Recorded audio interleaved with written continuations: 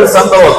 ஒரு மாற்று மதத்தை சேர்ந்த ஒரு சகோதரர் மஜூசி, அதாவது நெருப்பு வணங்கக்கூடிய, நெருப்பு வணங்கி, மஜூசினா நெருப்பு வணங்கக்கூடியவர், நெருப்பை கடவுளாக ஏற்றுக்கொண்டவர், இறைவனை அல்லாஹ் என்று ஏற்றுக்கொண்டவர் கிடையாது. ரமலானுடைய மாதங்களிலே, ரமலானுடைய காலங்களிலே அந்த மஜூசியுடைய மகனார் வீட்டினுடைய வாயிலே உட்கார்ந்து கொண்டு ஏதோ ஒன்று சாப்பிட்டுக் கொண்டிருக்கிறார். அதை பார்த்த அவருடைய தந்தையார் இப்படி கண்டித்துக் கொண்டார்கள், அருமை மகனே, இது எப்படிப்பட்ட மாதம் தெரியுமா? அவர் மூமின் கிடையாது, நாம் அதை விளங்கிக்கணும். முதல்ல இங்க ரமலானை வரவேற்கிறோம் என்று நிறைய விஷயங்கள் எடுத்து பேசக்கூடிய இந்த சமூகத்தில் முஸ்லிம்கள் தான் அதை அவமதிக்கிறார்கள், முஸ்லிம்கள் தான் அந்த மார்க்க நோன்பு வைப்பதை புறக்கணிக்கிறார்கள், எத்தனையோ காரணங்களை சொல்லுகிறார்கள், பின்னால் அடுக்குவோம். அப்ப அந்த நெருப்பு வணங்கி மஜூசி தன் மகனுக்கு சொல்லுகிறார், இது எப்படிப்பட்ட மாதம் தெரியுமா? இது அல்லாஹ்வால் புண்ணியம் கண்ணியம் செய்யப்பட்ட மாதம். இந்த மாதத்திலே மூமின்கள் நோன்பு நோற்பார்கள் பகல் காலங்களிலே. எனவே நீ பகலிலே வெளியே உட்கார்ந்து எதையும் சாப்பிடாத. நீ சாப்பிட்டீங்கன்னா அவங்களுக்கு பசி உண்டாகும், அது அவங்களுக்கு தவறான எண்ணங்கள் உண்டாகும்.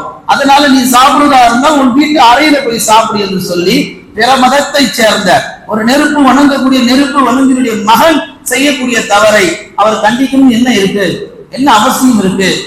இன்றைக்கு ஏறக்குறைய 30 ஆண்டு காலமாக இன்னைக்கு நம்மால் பார்க்க முடிகிறது, நோன்பு மாசமும் எல்லா மாசமும் ஒன்னாத்தான் இருக்கு. எல்லா ஊர்லயும், எல்லா ஹோட்டல்கள்லயும், எல்லா வீடுகளிலையும் ரமலான் மாசம் வந்துருச்சுன்னா அந்த மாசத்தை அமல்களால அலங்கரிச்சாங்க. இன்னைக்கு என்ன ஆகி போச்சு? தப்பு ஒண்ணும் கிடையாது. பள்ளிவாசல கழிவு விடுறது வரவேற்கத்தக்கது, வீடுகளை கழிவு விடுறது வரவேற்கத்தக்கது, பாய்களை கழிவு போடுறது வரவேற்கத்தக்கது. இப்படி இது மட்டுமே சுத்தம் செஞ்சு ஆண்டுக்கு ஆண்டு நம்ம உள்ளத்தை இன்னும் அழுக்கா வச்சிருக்கிறோமே. உள்ளத்தை இன்னைக்கு சுத்தம் செய்ய போற அமல்களா? பள்ளியில ஒரு குப்பை இருக்கு, பெருகிட்ட குப்பை போயிடுச்சு. உன் மனசுல இருக்கிற குப்பையை எப்படி எடுத்து வெளியே போட போறோம்? அவையெல்லாம் எடுத்து வெளியே போடுவதற்காகத்தான் அல்லாஹ் நீங்க நோன்பை நோற்று விடுங்கள், இன்குன்றும் தாழமும் பின்னாடியே சொல்றான், நீங்கள் எல்லாம் அறிவாளிகளாக இருந்தால், அறியக்கூடிய மக்களாக இருந்தால் நீங்கள் நோன்பு நோக்குவதுதான் ஹைர் என்பதை அல்லாஹ் குர்ஆனிலே பேசுகிறான். நாம விளங்கிக்கணும், ரமலான்ல கூட நோன்பு நோக்காத சில மனிதர்கள் இருக்கிறாங்கன்னு சொன்னா அவங்க எல்லாம் அறிவாளி இல்லை என்பதை அல்லாஹ் குர்ஆனிலே பேசுகிறான்.